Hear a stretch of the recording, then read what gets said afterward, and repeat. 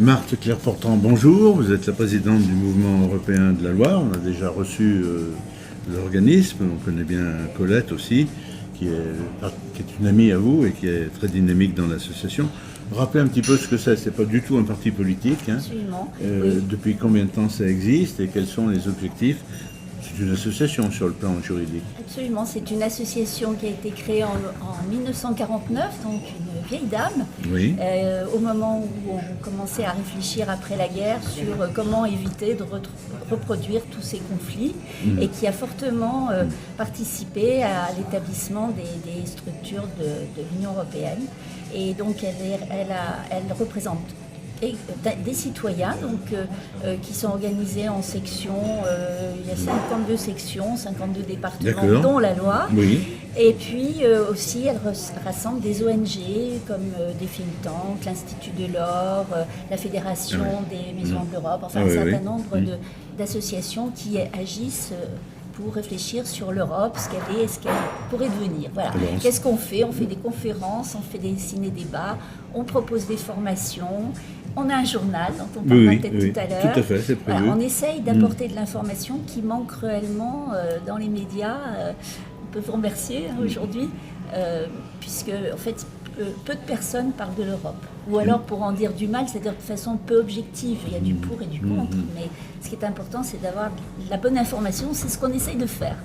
Alors là, vous avez beaucoup d'actualités, passées, présentes et à venir. Récemment, vous avez eu une réunion publique sur les 75 ans de la Déclaration européenne des droits de l'homme. Est-ce qu'on peut avoir les grandes lignes de cette déclaration qui a quand même 3/4 siècle d'existence? Alors c'est la Convention européenne des droits de l'homme qui a été signée en 1950 à l'initiative. Donc après la Seconde Guerre mondiale, quelques absolument. 5 ans après. Oui. C'est Robert Schuman qui a proposé cette signature et elle est portée par le Conseil de l'Europe, à ne pas confondre avec l'Union européenne. Le Conseil de l'Europe. Mon siège est à Strasbourg toujours. Hein. Exactement, et qui rassemble 47 pays. Et contre 27.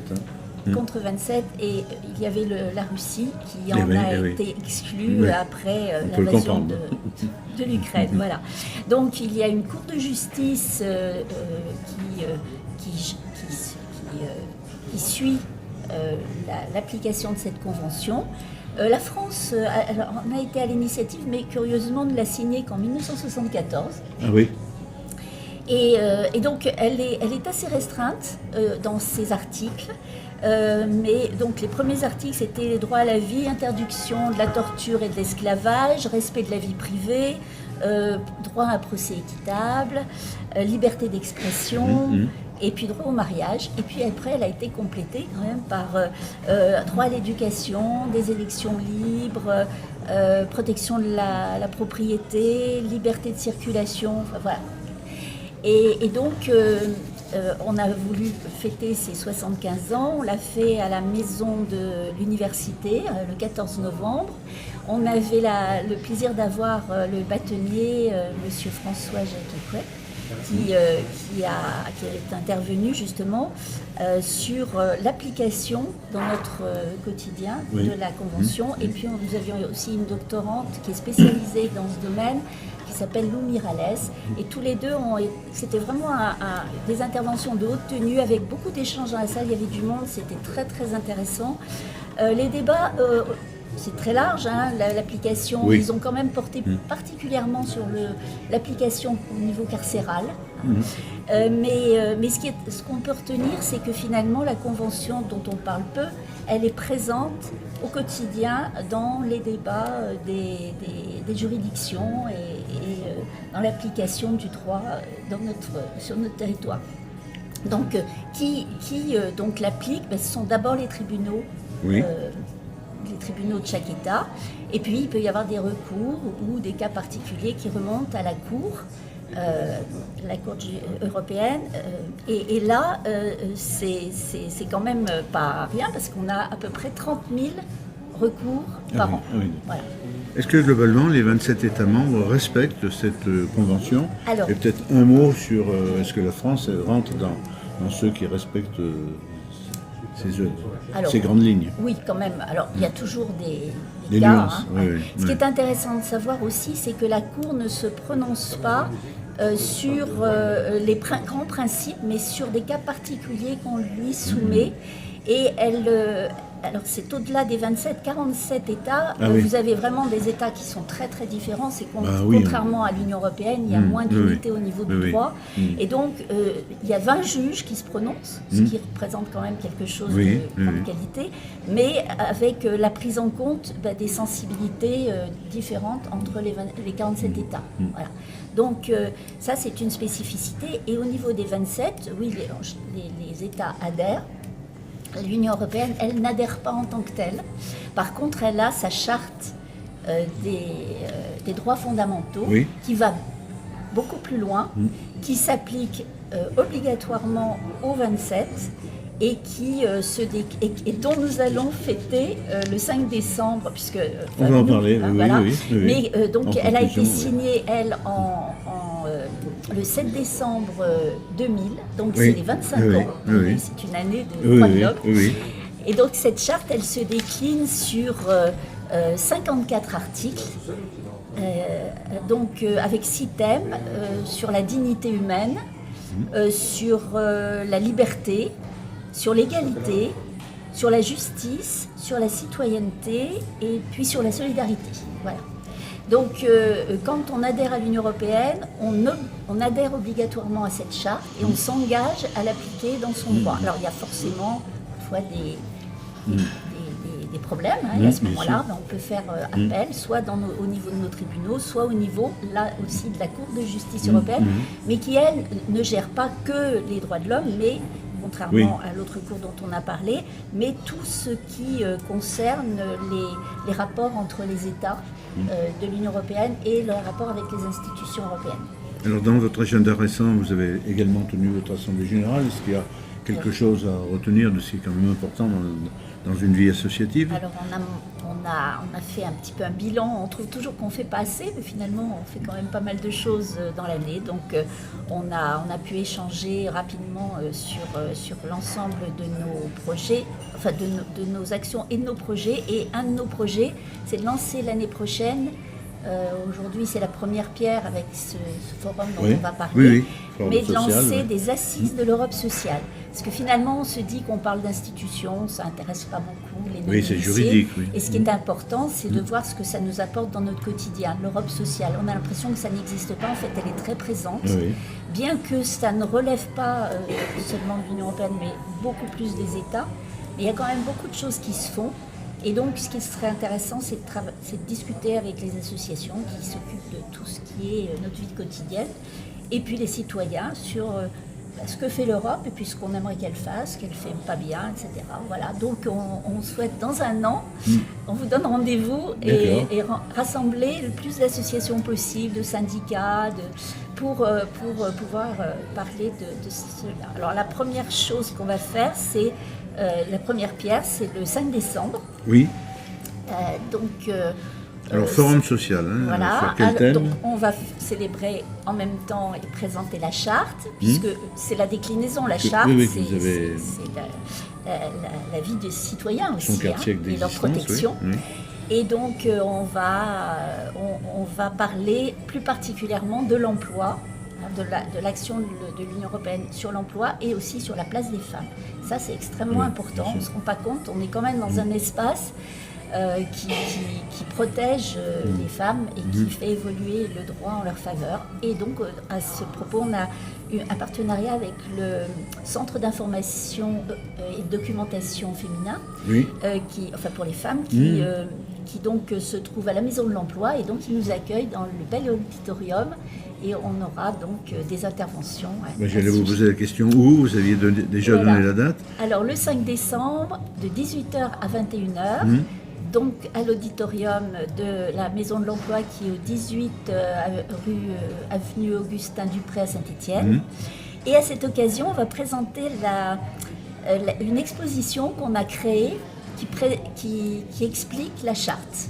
On a voulu qu'elle soit ludique, et accessible. Donc elle a été présentée pour la première fois d'ailleurs à la préfecture aux Journées du patrimoine. D'accord. Voilà. Donc apparemment, elle plaît beaucoup. Donc, Alors quelques mots sur une institution qui n'est pas forcément très connue du grand public du territoire. Il y a une maison de l'Europe dans la Loire. Oui. Alors où est-elle Alors elle a son siège à Vauches. Oui. Parce que en fait, c'est né d'un partenariat entre le mouvement européen, Oui. l'UFCV 42, qui est une association qui fait de l'animation, d'éducation populaire, et puis le comité de jumelage de Vosges, qui est extrêmement dynamique, et donc et on a créé cette association à partir de ce partenariat. Et qui organise des événements réguliers. Donc il y a une coprésidence des trois associations. Oui. Il y a beaucoup de dynamisme, notamment du président Florent Tissot de la Maison de l'Europe. Je crois qu'il faudrait que vous l'invitiez un jour. Et donc elle organise beaucoup de choses et c'est très proche des préoccupations des gens. Il y a de plus en plus de travail avec les autres comités de jumelage du département. Et là, il y a, pendant toute la semaine, enfin tout le mois de novembre, il y a eu 3 très belles interventions. La première, c'était sur un brunch des mobilités avec des discussions avec des anciens d'Erasmus. Oui. Le deuxième, c'était sur le logement. Il y avait un très beau, enfin avec la Caisse des dépôts notamment. Et le média Toute l'Europe qui était présent. Et puis la troisième, c'était hier, une concertation citoyenne avec un représentant de l'Institut Delors sur l'intégration de nouveaux États. Alors, on arrive en conclusion. Vous avez amené une édition papier d'Europa Loire, qui est votre bulletin numérique, périodicité mensuelle. Juste 2 mots pour le présenter. Alors, voilà. C'est une lettre d'information. Voilà, alors, très ça, bien. c'est celui de la dernière fois. Le nouveau, c'est un média mensuel, c'est mensuel. Il paraît 10 fois par an, sauf les mois d'été. Oui, donc, oui. On le rédige, nous, avec soit des spécialistes, soit nous-mêmes. L'objectif, c'est de donner de l'information, soit de fond, soit d'actualité, soit sur ce qui se passe aussi dans la Loire, et d'essayer d'être le plus simple possible, le plus pédagogique possible pour donner de la bonne information à nos concitoyens. Eh bien, merci beaucoup pour ce calendrier. Marthe Claire Portant, bonjour. Merci de vous être déplacée au Phénix à Saint-Chamond pour ces entretiens. Vous êtes la présidente du mouvement européen de la Loire. C'est aussi la rédactrice en chef de la newsletter mensuelle Europa Loire qui est éditée par l'association. Alors on va parler de cette association qui est transnationale, on peut dire, peut-être même au niveau européen. Le mouvement européen, qu'est-ce que c'est? Quand a-t-il créé? Quels sont ses objets? Je précise tout de suite, ce n'est pas un parti politique. Exactement, c'est ce que j'allais vous dire. Ce n'est pas un parti, c'est bien une association de citoyens qui a été créée en 1949, au lendemain de la guerre. Donc c'est une association très ancienne et qui regroupe donc à la fois des citoyens et des associations. Donc les citoyens, ils sont groupés dans des sections, comme celle de la Loire. Et puis nous avons des... Et la section de la Loire, elle a été créée quand? Alors en 2018 seulement. Alors beaucoup plus récemment. Voilà, une des dernières sections à avoir été créée. Il y en a dans 52 départements Donc il y a encore des trous à combler. Il y a encore des trous. Cette association, elle regroupe aussi d'autres associations qui travaillent sur les sujets de l'Europe, des think tanks. Une sorte de collectif. Voilà, exactement. Très bien. Et puis, elle comporte aussi des experts qui l'aident à réfléchir sur les évolutions futures. Alors, quels sont ces objectifs? Oui. Et ces actions, c'est d'informer et de former sur l'Union européenne. On voit qu'il y a quand même un fort déficit là-dessus, que ce soit au niveau des médias, du gouvernement. Voilà. Donc, c'est un engagement citoyen. Elle fait vivre le débat, donc il faut aussi réfléchir. Et puis elle porte des propositions. Et souvent, c'est aussi par le biais du Mouvement européen international, qui lui a été créé un an avant le Mouvement européen France, en 1948, par 800 intellectuels, politiques, journalistes, écrivains qui s'étaient rassemblés. Et est-ce qu'aujourd'hui il est présent, ce mouvement, dans les 27 pays? Non seulement il est présent dans les 27 pays, mais dans 38 pays. Dans les pays candidats. Il y a des pays soit candidats, soit même qui ne sont pas candidats, mais qui ont des intérêts. À la Norvège, par exemple. Par exemple, la Suisse, qui est extrêmement... qui n'est pas membre, ni candidate, mais qui a des accords et qui est très impliquée dans le mouvement européen. Alors, il a porté ce mouvement européen, justement, par le biais de ce mouvement international, des combats qui ont abouti, comme par exemple la création d'un Parlement européen, un Parlement élu au suffrage universel, une charte des droits fondamentaux qui plaide pour la démocratie, la dignité humaine, enfin des grandes valeurs. Il a aussi plaidé pour une communauté européenne de défense, là, pour l'instant. Le débat est toujours ouvert. Voilà, qui n'a pas encore abouti. Presque malheureusement permanent. Je dis malheureusement par rapport à ce qui se passe en Ukraine et dans un certain nombre de pays limitrophes de l'ex-Union soviétique. Oui. Alors pourquoi on s'engage au niveau du mouvement européen? C'est parce qu'on a conscience que finalement ce qui à la fois nous paraît évident et qui a un impact dans notre quotidien, comme la démocratie, la liberté, le respect des droits humains, le respect de l'état de droit, c'est-à-dire du droit, c'est très fragile finalement. Et en fait, on est un espace dans le monde assez exceptionnel. On n'en a pas conscience parce qu'on trouve ça tout à fait naturel. Et on sent qu'on est extrêmement attaqué. Donc c'est particulièrement important de s'engager aujourd'hui. Vous avez employé le mot de fragilité, y compris au sein de l'Europe. Il y a des membres de l'Union européenne. Demain, il y a des élections en Pologne dont les résultats apparaissent indécis, pas toujours pro-européens. C'est passé très près aussi en Roumanie. On peut citer la Hongrie. Et à l'inverse, il y a quand même des choses plus agréables. Il y a un certain nombre de pays candidats. On a la chance simplement d'avoir un diplomate qui est actuellement en Albanie pour les accompagner dans leur... Et avant, il a été en mission en Macédoine du Nord et au Monténégro. Et dans ces 3 pays, il a rencontré des gens qui ont vraiment envie d'intégrer l'Union européenne. Donc c'est un peu contradictoire avec ceux qui manifestent, au contraire. Mais c'est un espace qu'on nous envie dans le monde, et d'ailleurs aussi qui est attaqué. Et s'il est attaqué, c'est bien parce qu'il dérange.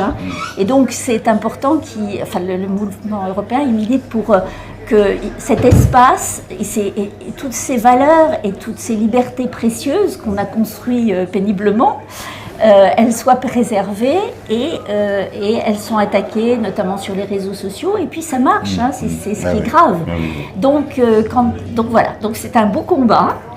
Si certains qui nous écoutent ont envie de nous rejoindre, venez, il y a 1000 façons de s'impliquer. Alors d'abord on peut nous soutenir par la cotisation, mais on peut aussi soutenir en fonction de ses compétences. Puis on parlera de certaines actions, y compris d'une action à venir. Exactement. Et puis on peut aussi simplement venir participer à nos actions, lire notre journal, regarder nos actions. Alors quelques mots quand même sur la section jeune aussi. Alors la section jeune, surtout des étudiants, elle a été créée au niveau du mouvement national. Il y a des sections de la même façon qu'il y a des sections du mouvement européen dans différents départements. Il y en a également au niveau des jeunes. Alors les jeunes, ils adhèrent au mouvement européen, mais ils adhèrent aussi à une section jeune. Donc ils ont une association indépendante. Et alors, ils sont particulièrement impliqués dans les interventions au niveau des écoles, ce qui est normal, parce que des jeunes qui parlent aux jeunes, c'est plus sympa. Voilà. Ça ne veut pas dire que nous, on n'intervient pas également. Et ils sont très présents au niveau des universités. Ils sont effectivement très actifs, très engagés. Voilà, puis il y a des jeunes qui font partie de leurs études et qui bénéficient d'un dispositif qui est maintenant bien connu et qui peuvent faire des études en Espagne, en Italie, dans d'autres pays. Ça, c'est un dispositif de l'Union européenne qui est une véritable réussite. C'est Erasmus, Erasmus+, qui n'est plus seulement pour les jeunes, mais pour toute la population, carrément. Puisque maintenant, vous pouvez, c'est ouvert aussi aux apprentis, mais aux professionnels, aux membres des associations. En fait, c'est essayer que les gens se connaissent, qu'ils échangent, qu'ils s'enrichissent mutuellement par leurs expériences. Alors, on va parler de newsletter. Juste avant, une petite parenthèse.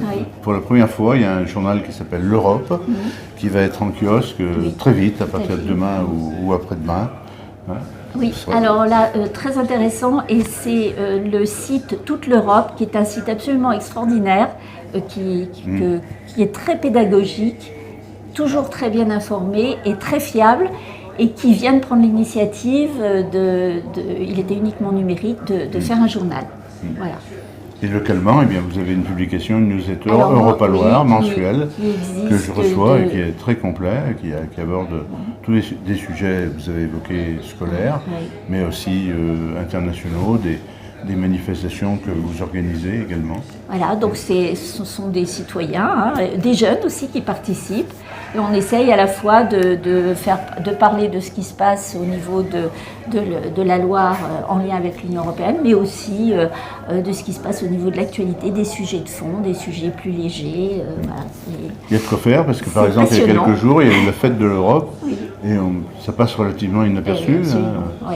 Alors c'est vrai que c'est l'utilité de ce journal, c'est de parler d'Europe, et d'ailleurs le nouveau journal qui va paraître aussi au niveau national va contribuer à ça, c'est qu'il y a un manque d'informations caractérisées. Or, un citoyen, pour qu'il vote utilement, il faut qu'il soit informé et qu'il comprenne les tenants et les aboutissants. Donc c'est vraiment nécessaire d'avoir ce type de journaux, et nous on essaye de contribuer modestement en tant que citoyen. Et vous avez des actions originales. Il n'y a pas longtemps, on avait reçu des enseignants qui avaient encadré un Parlement européen des jeunes qui s'est fait dans l'arrondissement de Montluçon. Voilà, c'est une initiative originale. Il y a énormément d'initiatives qui se font. Alors malheureusement, elles sont peu connues, en effet. On travaille beaucoup avec la Maison de l'Europe, dont on fait partie, dont on est membre créateur.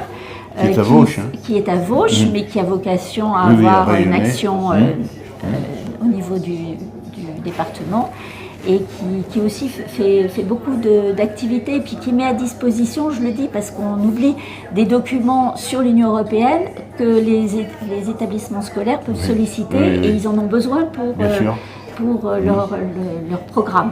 Voilà. Est-ce que ça peut aller jusqu'à des visites du Parlement européen de Bruxelles, de Strasbourg?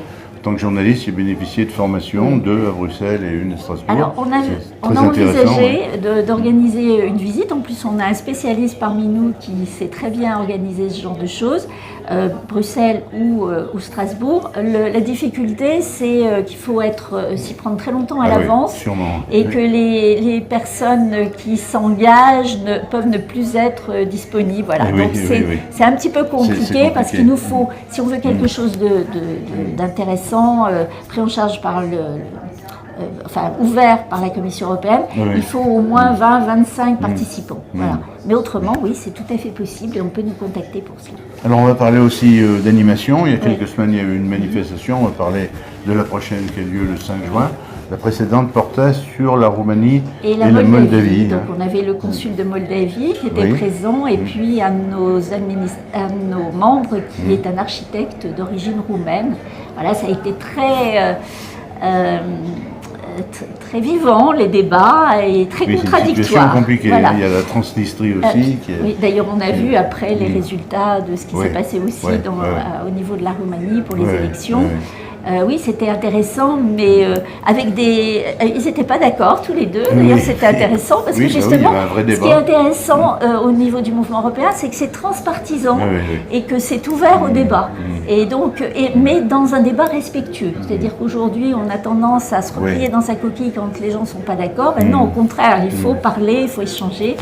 Et c'est un espace très agréable pour ça, parce qu'il y a beaucoup de respect, et c'est très enrichissant. Et avec en Moldavie une présidente pro-européenne, une jeune femme très dynamique.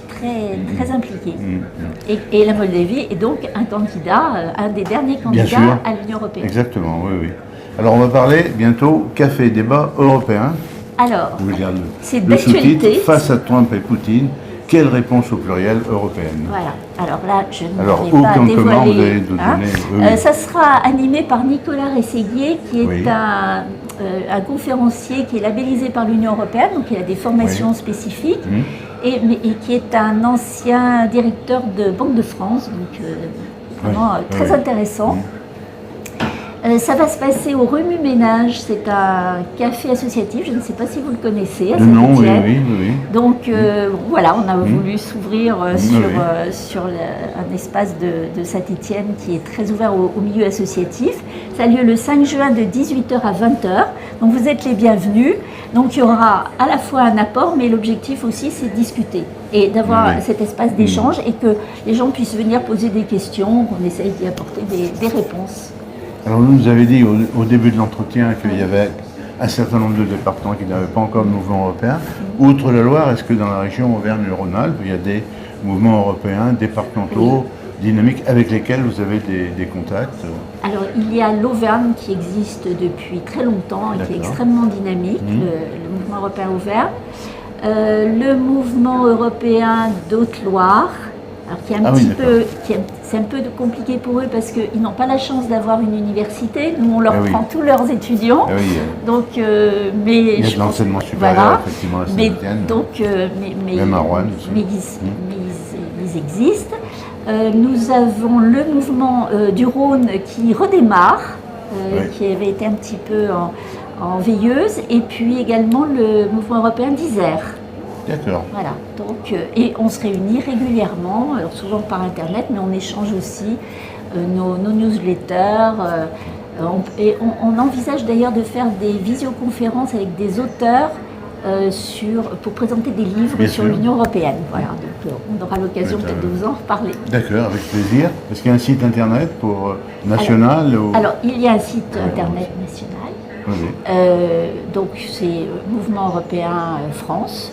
Et puis le site du Mouvement Européen Loire, c'est Loire Mouvement Européen. Vous tapez, vous le trouvez sur Internet. Et on peut lire la newsletter Europa Loire sur le site Internet. Depuis qu'elle existe, c'est-à-dire on en est, je crois, au 55e numéro. Oui, il y a vraiment une régularité. Et puis on y met aussi justement les rendez-vous. Nos rendez-vous, nos informations. Alors on fait des cafés débats, on fait des cafés cinéma, on fait des conférences, on fait des expositions, des ateliers, et on peut aussi répondre à des demandes soit d'écoles, soit d'entreprises, soit d'associations. On peut venir organiser des ateliers, des échanges, un petit peu à la carte. Voilà. Très bien, merci beaucoup Marie-Claire Portande de nous parler du mouvement européen de la Loire. Merci beaucoup à vous. Colette Modion, bonjour. Merci d'être présente ici pour les entretiens du Phénix. Vous êtes figurée parmi les dirigeants, et la présidente est excusée aujourd'hui, du mouvement européen de la Loire, qui n'est pas un parti politique. On rappelle un petit peu de quoi il s'agit, et régulièrement, de façon mensuelle, eh bien, on abordera avec vous un certain nombre de thèmes, soit avec des invités tiers qui ont été actifs, et normalement au mois de mars on recevra plusieurs jeunes qui ont été engagés dans une action scolaire de connaissance, d'approche de ce qu'est l'Union européenne. Et vous vous occupez surtout, entre autres, du magazine mensuel Europa Loire, qui sort de façon numérique avec des articles très variés sur la réalité de l'Europe.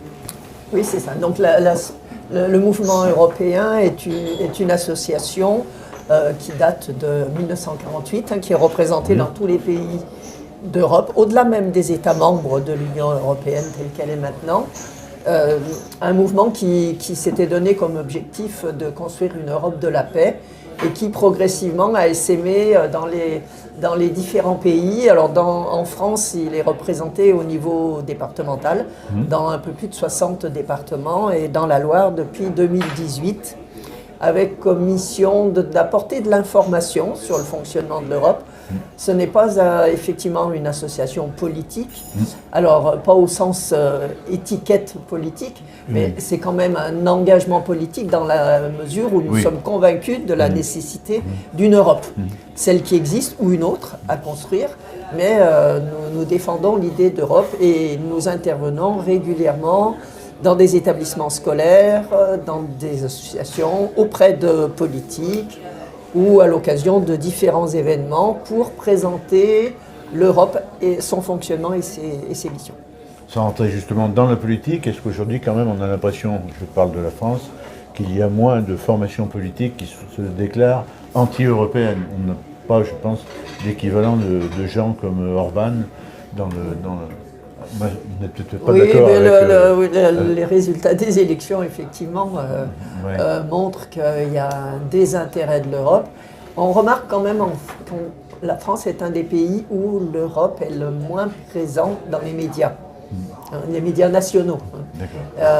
Peu de journalistes sont à demeure à Bruxelles ou à Strasbourg, contrairement à d'autres pays qui ont des journalistes sur place, qui relaient tout ce qui se passe en Europe. Donc il y a une vraie méconnaissance. Il y a eu un constat aussi, on parlait beaucoup du duo franco-allemand, et là, il n'est pas brouillé, mais il s'étiole quand même. Et il avait un rôle un petit peu moteur. On espère que progressivement, ce binôme-là va reprendre sa place. Mais là, sans non plus faire de politique, la situation de la France n'est guère. À l'époque en France aussi, la France et d'autres pays sont en difficulté législatives dans quelques semaines. Et ça ne l'arrange pas. Alors, on va, sans faire de l'instruction civique, on va parler de la notion de citoyenneté européenne. Qu'est-ce que ça veut dire juridiquement, concrètement, notamment lorsque on sollicite à la mairie d'où on habite, eh bien, le renouvellement de sa carte d'identité, de son passeport, de sa carte de sécurité sociale aussi, sa carte vitale. De fait, depuis la Constitution de l'Europe, nous sommes français ou allemands et également européens. Chacun d'entre nous est européen. Et ça se traduit effectivement par la carte d'identité, par le passeport, mais également par tout ce que permet l'Europe. En termes de mobilité, avec Erasmus, et cette chance qui est donnée aux jeunes de pouvoir, être en stage, en formation dans d'autres pays d'Europe. Il y a également la carte d'assurance maladie qui permet, si on séjourne à l'étranger et que des ennuis de santé se présentent ou un accident, d'être soigné. Il y a également n'importe qui peut la demander, soit par Internet. Voilà, on peut la demander sur le site Amélie ou auprès des bureaux d'un bureau qui est à 2 pas d'ici. Et elle est délivrée très, très rapidement. Il y a la possibilité également de travailler à l'étranger, de plus en plus facilement, de voter quand on vit à l'étranger pour une durée importante. On peut voter pour les élections nationales et locales. Donc c'est vraiment une entité qui permet une libre circulation. Alors on a beaucoup parlé de la libre circulation des marchandises, mais également la libre circulation des citoyens. On circule en Europe facilement. On voit très bien ce qu'a impliqué... c'est ce qu'on appelle l'espace Schengen. Voilà, c'est ça. L'espace Schengen a renforcé ça. Notamment dès ce 1er janvier 2025, avec l'arrivée de la Bulgarie et de la Roumanie. Est-ce qu'il en manque encore des pays qui ne font pas partie de l'espace Schengen? Oui, il en manque encore. Oui, dans l'Union européenne, pourtant.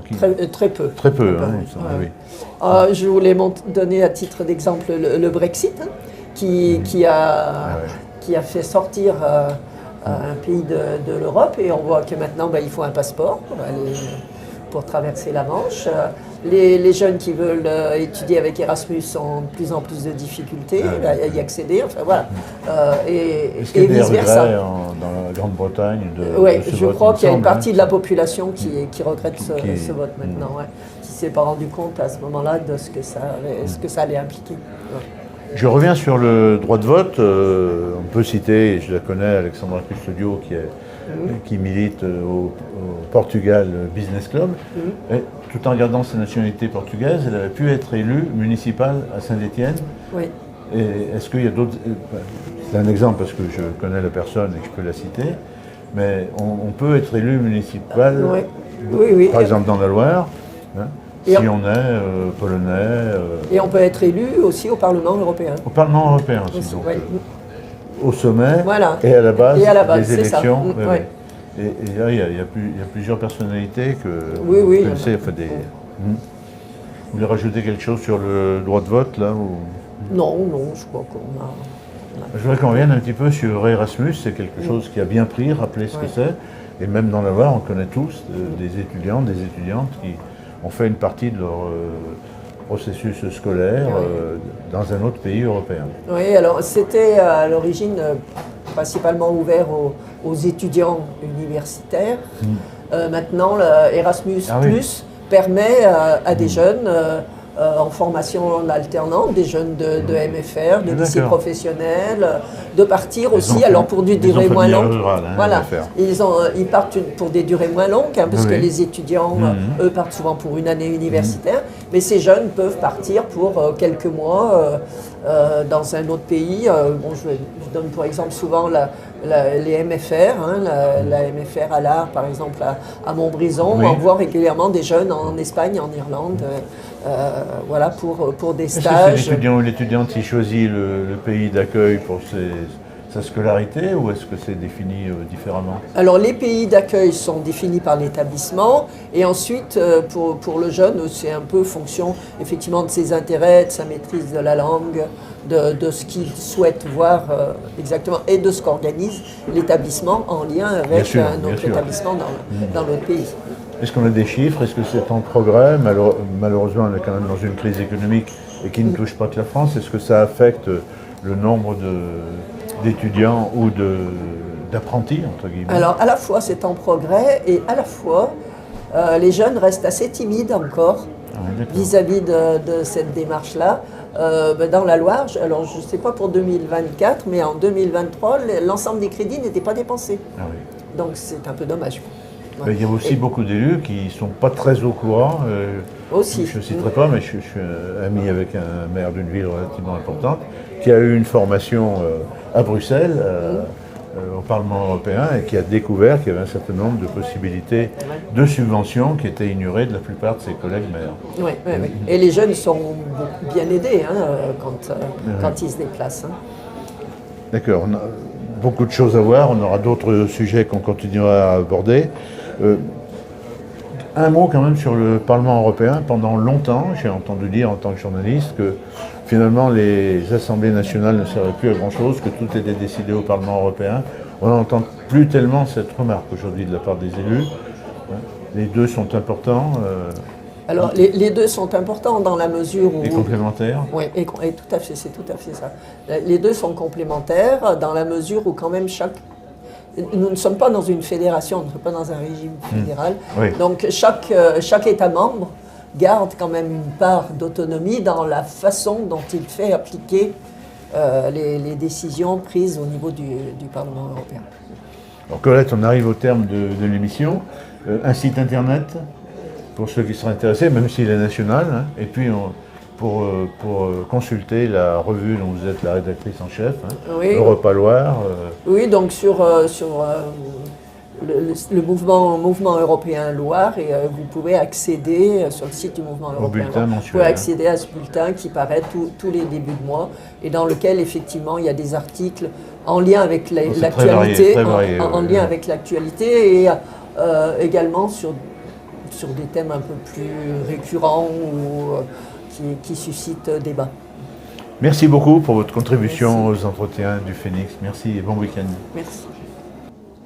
Alors Marthe-Claire Portran et Colette Maudion, bienvenue sur Radio Gaga, ici au Phénix, avec notre réalisateur Gilles. On va parler du mouvement européen et de sa subdivision, son antenne ligérienne, qui a aussi un outil, une newsletter mensuelle. Le dernier numéro vient d'ailleurs de sortir tout récemment. On va rappeler un petit peu ce que c'est. Ce n'est pas une formation politique, c'est plutôt une association transpartisane qui existe depuis des années, même si elle a besoin d'être peut-être plus connue dans le monde médiatique et institutionnel français. Alors, Madame la Présidente, peut-être pour commencer par la définition. Alors, le mouvement européen, effectivement, il existe depuis 1949, créé au moment de la pose des premiers jalons de l'Union européenne. Il s'adresse aux citoyens, il est transpartisan, donc toutes les tendances sont représentées dans le respect des opinions de chacun. Et il s'est donné pour mission d'informer sur l'Europe, puisqu'il y a quand même un manque, que ce soit au niveau des médias et des partis politiques. Bien sûr. Et puis de faire des formations et surtout de conduire aussi des réflexions sur vers quoi on aspire, puisque l'Europe est toujours en devenir. Marthe-Claire, personnellement, qu'est-ce qui vous avait incité à vous intéresser à la question européenne? Est-ce que c'est ce constat que ce n'était pas forcément très explicite en France? Oui, tout à fait. C'est le manque d'information qui m'a incité à m'engager, à en savoir plus. Et puis de fil en aiguille, j'ai essayé aussi d'apporter ma contribution et donc d'essayer d'informer nos concitoyens. C'est passionnant parce que ça touche tous les éléments de notre vie. Et puis quand on a des choix à faire, on peut respecter quels que soient les choix, mais c'est important d'être bien informé pour faire les choix en toute connaissance de cause. Voilà, c'est notre objectif. Comme journaliste, j'ai eu la chance d'avoir 2 formations, l'une à Bruxelles, l'autre à Strasbourg, et en visitant plus à Bruxelles l'ensemble des institutions européennes. Est-ce que vous avez aussi, en tant que membre du mouvement européen, des liaisons avec les institutions européennes, qu'elles soient basées à Bruxelles ou à Strasbourg? Bien sûr, le mouvement européen est adhérent au mouvement européen international qui regroupe l'ensemble des autres mouvements européens. Et vous avez un congrès annuel, des réunions communes? On a un congrès annuel qui vient de se tenir dans la ville de Sceaux d'ailleurs. Ah oui. Et puis bien sûr, on travaille en lien avec le Parlement européen, avec les institutions. Et on essaye justement de porter des idées auprès de lui. Et Colette, c'est le même parcours de curiosité intellectuelle qui vous a amené à vous intéresser à ce mouvement? Oui, et puis parce que j'étais depuis longtemps convaincue de la nécessité d'une Europe, pas forcément celle qu'on connaît, mais bon, une Europe, en tout cas une entité forte qui rassemble un certain nombre d'États membres. Et si on veut l'amener sur un terrain plus personnel, mes grands-parents ayant vécu et subi la Seconde Guerre mondiale, on était tous convaincus qu'il ne fallait plus jamais ça, quoi. Donc c'était une des raisons de mon engagement, et avec Marc-Claire, on s'est retrouvés dans cette association. Alors l'association sur le plan national existe depuis pas mal d'années, vous venez de nous le dire. Sur le plan ligérien, c'est plus récent? Alors elle a été créée en 2018, donc ah oui, elle est donc toute c'est neuve. Oui. Elle est toute neuve. Dans la foulée, il s'est créé l'association des jeunes européens. Je crois que vous avez. Oui, le mouvement européen, j'allais vous en parler, oui. Puisqu'on a une branche dédiée aux jeunes de 16 à 35 ans. Surtout un public étudiant. C'est souvent d'ailleurs des étudiants en droit ou en sciences politiques. Parce que des gens qui ont fait le programme Erasmus pour certains d'entre eux. Exactement. Et puis récemment, on a créé en 2022, avec 2 autres structures, une petite maison de l'Europe. Alors, ah oui, à Vauche. Qui se trouve à Vauche, en plein cœur on du va en département. parler, oui. Et donc on l'a créé avec un comité de jumelage, Vauche Jumelage, et puis avec l'UFCV 42, qui est une association d'éducation populaire. Colette, comment est-ce qu'on peut définir cette maison de l'Europe? Est-ce que ça existe déjà dans d'autres départements? Et si oui, quelles sont ses missions, ses objectifs? Alors il en existe un certain nombre, pas dans tous les départements, mais il en existe un certain nombre. Souvent elles ont des missions de documentation, enfin il y a des fonds documentaires, des références liées à l'Europe, et puis elles organisent peu à peu un certain nombre de formations, d'événements destinés à faire parler d'Europe. Il y en a une à Lyon avec laquelle on collabore régulièrement. Même sans accueillir une maison de l'Europe, parce qu'il y a d'autres communes, il y a plus de 300 communes dans le département de la Loire, qui s'intéressent et qui vous sollicitent, par exemple, pour une conférence, pour une exposition, pour une manifestation de meilleure connaissance de ce qu'est l'Union européenne. Assez peu, trop peu. Oui. C'est souvent nous qui les sollicitons, qui proposons d'organiser un événement dans leur commune.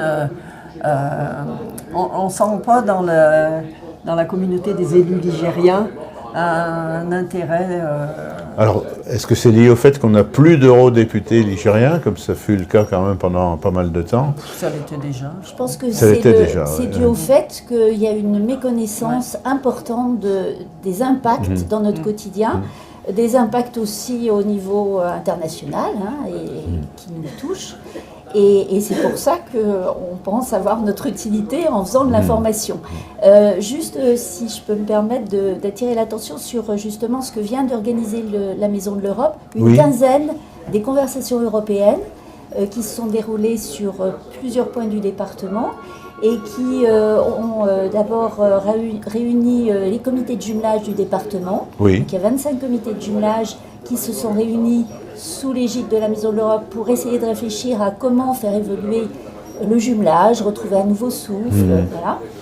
Puis sortir du traditionnel, même s'il est sympathique. Une réunion qui était destinée au maire de la Loire, au maire des communes, donc de la Loire, pour parler des fonds structurels européens avec la participation de la Caisse des dépôts. Et c'est là qu'on voit que... Qui sont souvent mal connus. Hein. J'ai eu le témoignage d'un ami qui est maire d'une Exactement. commune de 10 000 habitants dans la Loire, qui a fait un stage aussi à Bruxelles et qui est revenu très content et qui a découvert des possibilités de subventions qu'il ignorait totalement. Voilà. Et la Maison de l'Europe, adhérant à la Fédération des Maisons de l'Europe, ça nous ouvre des partenariats tels que la Caisse des dépôts, c'est quand même très intéressant, et c'est ce qu'on peut aussi offrir au territoire, c'est la possibilité de faire venir des intervenants extérieurs. Il y avait également la représentante du programme SERVE, qui est un programme de l'Union européenne qui s'adresse aux associations et qui apporte des aides si on réussit à répondre correctement à un appel à projet. Voilà.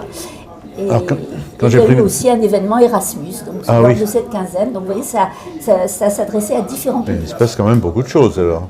Donc on avait dit qu'on parlerait de la Maison de l'Europe lorsqu'on a préparé cette séquence. Et j'ai noté un sigle aussi UFCV. Alors alors l'UFCV, c'est l'un des 3 partenaires qui co-préside la Maison de l'Europe. Rappelez-nous la signification du sigle. Alors, Union, je pense. Des centres, l'Union française des centres de vacances, voilà. Qui est une association d'éducation populaire et qui est labellisée pour recevoir des jeunes en service volontaire européen. Ils reçoivent beaucoup de jeunes européens qui viennent dans le département et ils en envoient aussi dans différents... Alors c'est pendant les vacances scolaires surtout que se situent ces accueils ou tout au long de l'année? Souvent ils viennent 6 mois et on les reçoit parfois à la Maison de l'Europe. Ils viennent faire des petits Vous avez un chantiers. exemple récent de quel pays venait-il? Alors oui, on a eu justement au niveau de notre événement Erasmus, on a des jeunes qui viennent d'Allemagne, d'Italie, d'Espagne. Voilà, c'est ce qui me vient à l'esprit. Donc c'est très enrichissant. Hein, oui. Alors vous avez une activité éditoriale qui m'intéresse particulièrement en tant que journaliste, c'est une newsletter Europa Loire, mensuelle, et qui est très intéressante et avec des sujets très variés. Hein. Je n'ai pas eu le temps de tout lire en plus. C'est bon signe. Oui, c'est bon signe, effectivement. Alors, pouvez-vous nous présenter un petit peu et comment vous choisissez les thèmes? Parce qu'il y a vraiment une ligne éditoriale et une variété de thématiques. L'idée de cette newsletter est née pendant le Covid, parce qu'on s'est dit qu'il faut qu'on continue à parler d'Europe pendant le Covid. Donc, un petit groupe a décidé de réfléchir au contenu. Alors, ce contenu, il est rédigé à la fois par nous, par des membres de l'association, et à la fois par des experts, des spécialistes auxquels on peut faire appel, ou des élus, ou enfin voilà, toute personne qui a envie d'écrire à un moment ou d'apporter son éclairage sur l'Europe. On essaye de coller à l'actualité, c'est-à-dire que chaque fois il y a quand même un thème, un fil conducteur qui est en lien avec les événements récents ou les décisions récentes de... Là, par exemple, il y a eu la mise en place d'une nouvelle gouvernance. Voilà, c'est ça, sur les commissaires avec européens. les nouveaux commissaires. Et puis, il y a chaque fois un petit focus sur ce qui se passe dans le département, bien sûr, le thème de l'Europe, l'activité l'Europe près de chez vous.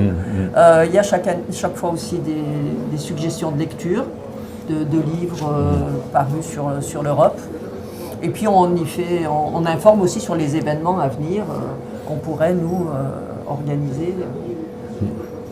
Ça bouge beaucoup. Par exemple, avant de venir, j'avais écouté les informations sur France Culture et j'ai appris qu'il y avait un nouveau, ça n'existait pas, un poste de commissaire européen à la défense et qu'il avait été confié à un Lituanien qui avait déjà connu les difficultés sous l'époque soviétique. Donc l'Europe, ça avance constamment.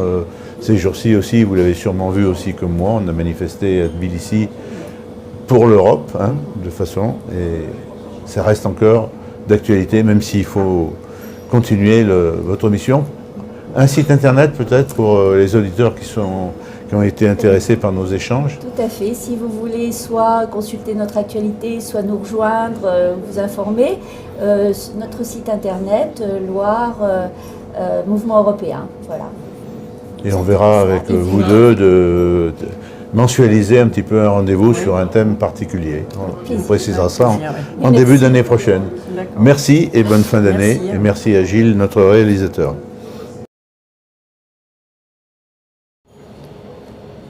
Alors, mesdames, messieurs, bonjour. On va parler avec vous d'une table ronde européenne, du jeune Parlement plutôt, puisque ça on en parlera en guise de conclusion. Je vais d'abord vous présenter. C'est une initiative qui est évidemment à l'échelle européenne, mais un peu surpris parce qu'il y a plus de pays qui en font partie que de membres de l'Union européenne. Est-ce que c'est...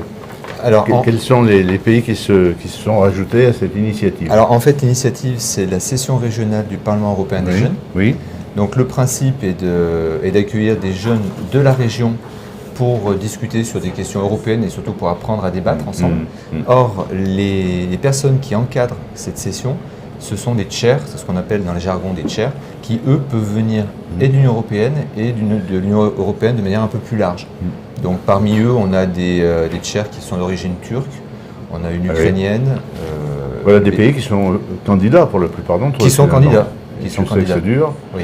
Parce que je connais un diplomate qui est actuellement en Albanie, qui a été déjà en poste au Monténégro et en Macédoine du Nord, et qui accompagne ces pays vers trajectoire d'adhésion, qui est souvent assez longue. Hein? Après, ça fait aussi, je pense que ça fait partie des traits d'union qui permettent peut-être de faciliter d'une manière ou d'une autre le passage en tant qu'adhérent. Alors, j'ai oublié de vous présenter, donc Arnaud Montagne, vous êtes enseignant sur la commune de Moron-les-Bains. Oui. Comment est venu cet intérêt pour l'Union européenne? La plupart des gens, enfin pour l'Europe en général, connaissent assez mal. Ils ne connaissent pas toujours le nom de leur député, encore moins celui de leur sénateur. Et quand on leur demande s'ils connaissent un eurodéputé, comme on n'en a plus dans le département en plus, ils ne sont pas toujours capables de répondre. Alors, voilà, déjà avec la collègue, on est professeur de sciences politiques. Donc automatiquement, il faut qu'on s'intéresse un minimum à la question. Oui. Et j'ai déjà dans un autre établissement travaillé avec le Parlement européen des jeunes. Donc l'idée c'était en fait de développer ce projet-là dans le nouvel établissement dans lequel je suis. Et ça prend bien. Donc l'année dernière, une session nationale à Tours.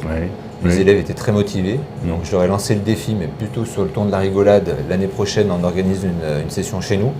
Sauf qu'ils n'ont pas rigolé. Alors ça se déroule en ce moment en plus. Hein, oui. Donc ils n'ont pas rigolé et c'est pour ça qu'on est là aujourd'hui. En fait. Oui. Claire Malek, pour vous, ça a été la même... alors vous travaillez au lycée Saint-Paul de Saint-Étienne. Exactement. Et comment vous avez connu aussi cet organisme et ce rendez-vous? Alors le PEJ en France, ça fait un moment que ça existe et c'est un collègue dans mon établissement, Cyril Fayol, qui a découvert ce projet quand il était au Puy.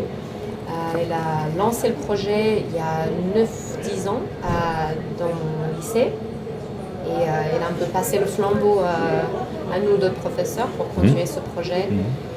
Et c'est quelque chose qui fait vraiment partie de la culture de l'établissement. Les élèves sont toujours demandeurs de participer dans ce projet et Cyril vraiment tient beaucoup à ce projet de Parlement européen des jeunes parce qu'il voit les bénéfices pour les élèves, l'ouverture d'esprit, conscience de ce que c'est l'Europe et l'importance.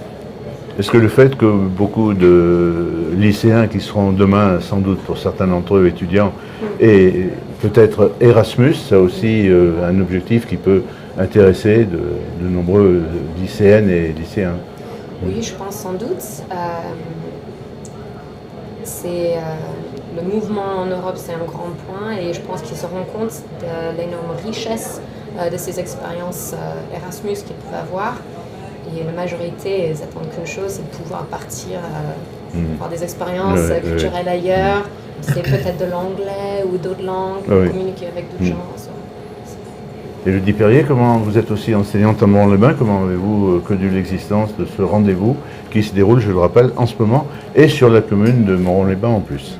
C'est grâce à mon collègue, du coup, Arnaud, qui a porté le projet cette année et que moi j'ai suivi de façon plus lointaine, en apprendant notamment les équipes qui ont participé à l'élaboration de la session à Moron-les-Bains. Est-ce que cette session a lieu simultanément dans les autres pays européens qu'on a cités, y compris non encore membres de l'Union? Absolument pas. Non. C'est une spécialité de la Loire.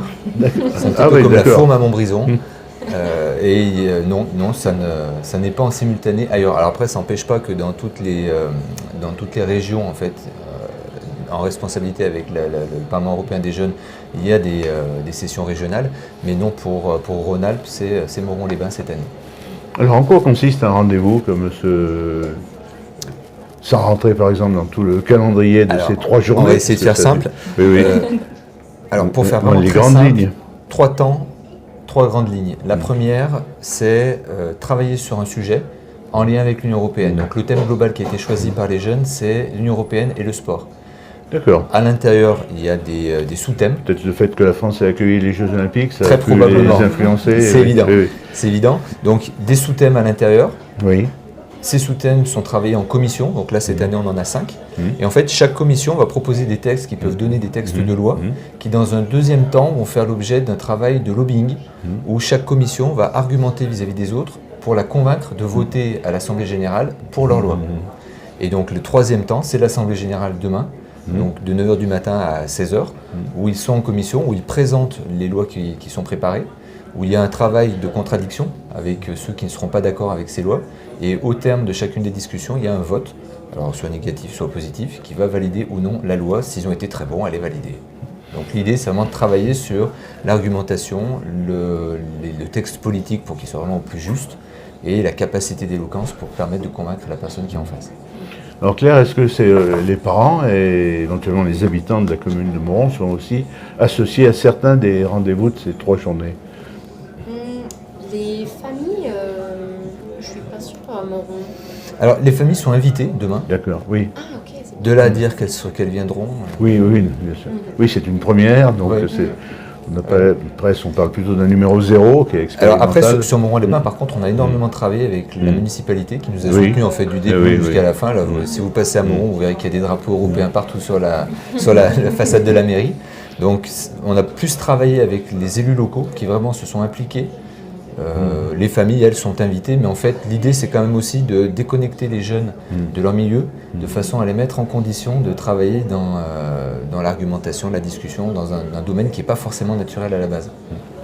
Alors Élodie, sur le plan organisationnel et logistique, est-ce que ça a dû nécessiter aussi une mobilisation des enseignants que vous êtes? Parce que c'est un programme un petit peu différent du calendrier habituel, en fait, de l'agenda scolaire classique. À Moron-les-Bains, on a des équipes, c'est-à-dire qu'on mélange des secondes, des premières et des terminales. Je vais vous poser la question justement des 3 classes. Du coup, par des terminales qui sont chefs d'équipe. Oui. Et c'est eux du coup qui ont porté le projet de A à Z, secondé plutôt par Arnaud, quand même. Oui. Et ensemble, ils ont du coup cherché des sponsors, et notamment au niveau de l'argent, commencé des partenariats pour pouvoir subventionner la région. Et tu peux sûrement compléter. Oui, allez-y. C'était dur, Oui. mais on a eu quelques gros sponsors sur la région.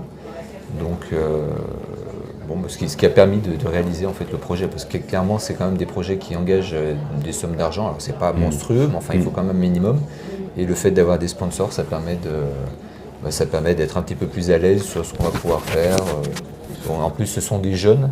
Donc les jeunes, on les tient avec, entre autres, la nourriture, le goûter, les différents repas. Donc si ça c'est bien, ils sont très, très à même ensuite de discuter, de réfléchir. Et vous avez eu une politique aussi de communication, notamment sur Instagram. Vous avez contacté les correspondants locaux de la presse du département. Alors paradoxalement, on a contacté beaucoup de monde dans les correspondants locaux. On n'a pas eu beaucoup de réponses. Alors je vous remercie de nous avoir accueillis aujourd'hui. On a vraiment demandé beaucoup à droite, à gauche, mais finalement il n'y a pas eu tant de réponses. En fait, c'est quelque chose qui est nouveau, donc je ne suis pas sûr que ça parte tant que ça. Mais bon, après c'est un début, donc la prochaine fois, je pense qu'on aura... Parce qu'il y a des choses qui existent, même si je suis en retraite en tant que journaliste, il y a eu des sessions de formation au Parlement européen de Bruxelles 2 fois, et au Parlement 1 fois de Strasbourg, et avec des visites, des rencontres avec des confrères et consoeurs spécialisés dans les questions européennes. Donc normalement, la presse est de plus en plus Alors après, moi je pense formée. Que ça renvoie à ce que vous disiez tout à l'heure, c'est-à-dire que le premier réflexe que j'ai eu, ça a été de chercher qui étaient nos députés européens. On est quand même enseignants, spécialistes en géopo. Ça a été très très compliqué. Et de fait, même pour les contacter... c'est vrai qu'il y a quelques années, la Loire avait une eurodéputée. Bien sûr. Effectivement. Donc c'est vrai que de fait, dans la mesure où il n'y a pas cette... Il n'y a pas une incarnation, c'est plus compliqué. Non, c'est très lointain. Et je pense que même pour les médias locaux, quelque part, c'est pas forcément très proche. L'individu lambda, le citoyen lambda, l'Union européenne, oui, on sait que ça existe, on a une idée globale de ce que c'est géographiquement. Mais quand on rentre dans les détails, c'est quand même assez compliqué. Alors, c'est un contexte dramatique, mais on parle plus de l'Union européenne depuis le conflit qui afflige l'Ukraine. Oui. et avec un certain nombre d'initiatives, y compris même pour un pays qui n'en fait plus partie, comme la Grande-Bretagne. Bien sûr. Qui s'interroge d'ailleurs énormément sur son départ de l'Union européenne aujourd'hui, et qui finalement travaille. Les sondages montrent qu'il y a une majorité de Britanniques, en particulier les Écossais, qui n'avaient pas voté pour le fameux Brexit. Eh bien, on va terminer en donnant un rendez-vous je vais demander à Claire de nous résumer un petit peu le lieu, de quoi il s'agit. Il s'agit d'un pays qui est déjà adhérent et d'un autre qui est candidat avec une présidente qui est pro-européenne en Moldavie. Tout à fait. Alors c'est une table ronde européenne, Roumanie et Moldavie, le choix de l'Union européenne, qui se passe à la Taverne Brasserie vers la gare de Château-Creux, le mercredi 9 avril à 18h. Il y aura 3 intervenants principaux. Il y aura Christian Dedel, consul honoraire de Moldavie, Radu Petru Arta, qui est membre du mouvement européen François, et Daniel Limberg-Magnar, qui est maître de conférence en droit public, qui va animer cette table ronde.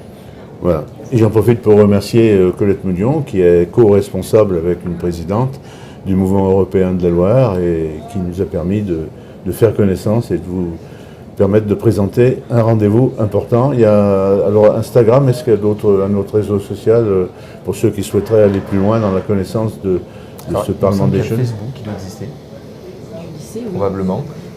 Après, il suffit simplement de taper le Parlement européen des jeunes et on est directement sur le site. Très bien. Donc, eh bien, merci beaucoup et puis bonne continuation parce que demain aussi vous serez mobilisés. C'est ça, merci. Merci.